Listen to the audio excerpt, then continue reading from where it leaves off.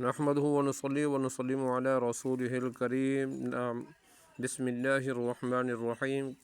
اللہ رب العزت نے قرآن مجید کے اندر ارشاد فرمائی ہے، جو امام مسجد قاری حضرات نماز میں قرآن مجید پڑھتے ہیں تو اس کے لیے یہ کہا گیا ہے کہ پیچھے بوڑھے ہوتے ہیں، نوجوان بھی ہوتے ہیں، کوئی کم سنتے ہیں، کوئی زیادہ سنتے ہیں، تو اتنا پھاڑ پھاڑ پر آواز بھی نہ نکالو منہ سے، اتنا کام بھی نہ نکالو جو کوئی سمجھ بھی نہ سکے.